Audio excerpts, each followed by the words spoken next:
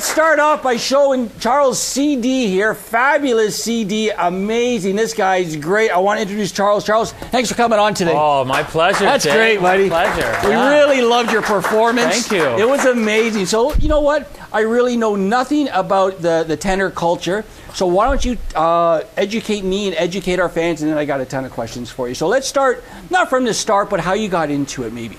Well, actually, I started as a pop singer, Jay. Okay. And, you know, back in the day, I was a pop singer and got into some jazz. And then started getting interested in classical and Italian opera. But obviously, like we were talking off camera, like to be a tenor, it's almost, I compare it to being a comedian, because you have to be great. Definitely. Because your voice is out there and you're super exposed, and right away, exposed, right. If you're not good, you won't fill the house. That's exactly it. So you do spend many years, Jay, on your technique. You do, yeah, exactly. And how did you know that, I guess you had it? Like, when did you realize, like, wow, I'm not bad, or I'm pretty good, or I'm great? When did you sort of realize, like, I may be in the game? Well, I think it was in my 30s. I started singing some Neapolitan songs like Torna Sorrento, Sole Mio. And I was a big Pavarotti fan, okay. So that's how that got started, listening to some of his beautiful singing, and I was just mimicking it, basically. And then I found that I had a bigger voice than I thought I had, and so I started training. You must have had some great lessons from some great people in the past, hopefully. Well, like I've had many voice teachers, but I mean, to have a wonderful mentor like Mr. Goffredo Ricci, who unfortunately passed away about 6 or 7 years ago, but he was from Viterbo, Italy, which is close to Rome, about 3 or 4 hours outside of Rome. Okay. And I had some great training with him, and he really just pulled that voice out, and you know, got me started on my career as a tenor. So that's great. I'm very interested in to ask you this, because, like I was mentioning earlier, you are our first tenor on our show, and we're absolutely thrilled. Honored, Jay. No, we are honored. We are honored because, like I said, we usually have rock and roll bands, we have hip hop artists, country, blues, everything. You're our first tenor. Now, when you get into that sort of world and you sort of collaborate with other musicians, or just sort of chat with them like rock and roll guys or hip hop or country, and you say, I'm a tenor. What's the response like? Because you don't really meet a lot of tenors, or I don't. So what do you find that what do they ask you, a rock and roll guy? Well, they usually ask me, well, how do you make that big sound, and how do you hit the big high C's and whatnot? But since we've had some great singers that have made classical music so accessible to the public, right? Okay.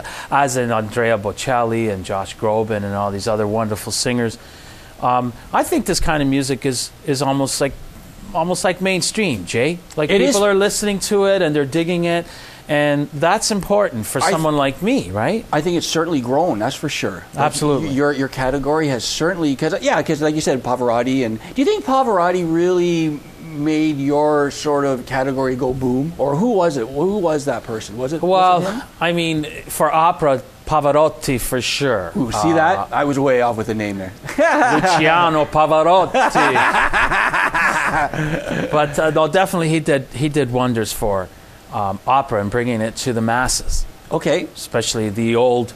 Some people, I'm sure you remember the old Johnny Carson interviews. Absolutely. They were fantastic. He's my favorite. And he was such an approachable guy and so down to earth, and I think because he was so lovable, I think that's why the people loved him, loved his music, and I think it just opened up a whole new interest in that genre, right? I agree, yeah. And then along comes Andrea Bocelli and starts sort of fusing popular with opera, and then the rest is history.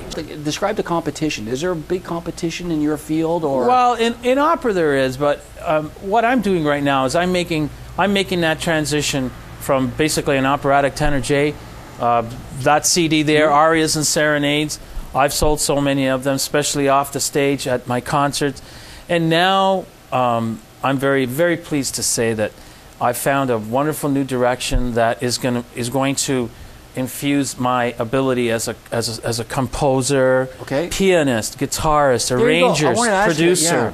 And so what I found, the opera was a little bit limiting for me, Jay, because I wasn't able to write anything right? I wasn't able to produce because I do have my own studio, CD Productions, and my own production company. When you say you weren't able to write anything, what does that mean? When I was doing opera, mainly focusing on operas and operatic concerts, I was singing Verdi and Puccini. Oh, okay. And it wasn't anything original. Oh, okay. There you go. Okay. So, you know, I took the last couple of years, I've been I'm very blessed to have hooked up with Glenn Morley, a fantastic producer, well-known Canadian producer. Is he a songwriter too, or not? He's a writer, arranger, producer. He's everything. He's everything.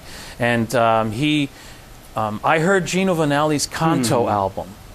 And I listened to it, and I just absolutely loved it. And lo and behold, I got a hold of Glenn, because Glenn had a lot to do with producing Gino Vanelli's album, you see. So I called up a friend of mine, Alfie Zappacosta, which you probably know. Yeah. And I said, Alfie, I'm looking for someone to work on this kind of classical crossover CD. I want this Andrea Bocelli type, Gino Vanelli type album. And he said, call Glenn. Now, do you want the old Gino or the new? No, the new, definitely the new orchestral, symphonic, with the big voice and the beautiful songs and the soaring. Because we both remember Gino with the. Yeah, no, that's the old, and that's pretty fantastic stuff. But I'm concentrating more on that beautiful symphonic. And Jay, I'm telling you, we're going into mixing right now. I've got 14 songs ready to go in the new year. I have myself a beautiful, thanks to Glenn Morley. Hey, Glenn. Thanks to Glenn Morley, who we've sat side by side for the last 2 years, longer than 2 years, wrote all this material, arranged it, recorded it, Jay, and some songs are in English, like some of the ones that I performed today. They're in English, they're in Spanish, they're in Italian, and it's a beautiful record. I don't even have a title yet, Jay, but we have a beautiful record coming up. Well, you definitely have to come back when it's completed. Oh, I would love to. Is there a time? No, let me ask you this now, because I know our producer said we're getting close to the time limit, but let me ask you this. I have a couple questions. What is your best moment on performance day? On performance day? Yeah, so you my best performance. But the best moment within that day. What is that time for you? Like, is it getting on stage? Is it in the green room? Is it hearing the applause? What's your best moment? I think just stepping on stage, Jay. Stepping on stage. And seeing a wonderful audience who are there to listen to you and to support you, and your heart is open and you are ready just to give it your all, and you are in a state of great. I love that. Grace. You're in a state of grace. And to follow up, thank you. Who is the one person in the industry that you have met that you sort of forgot your own name? Ah, okay. Boy, that's going to be tough. Well, you see, Jay, I'm not just in awe of other wonderful musicians, but I had a small role. I had actually, it was a principal role in a movie called The Last Call, and it was with Jeremy Irons. Beautiful. Yeah, great guy. No, great actor. I got to hang out with Jeremy Irons and talk, and I was a swing band director, conductor in this movie. You guys should see the movie. Tommy Dorsey. It's great. It's a great movie. Not much of a stretch for me, Jay, musically speaking. I mean, a conductor.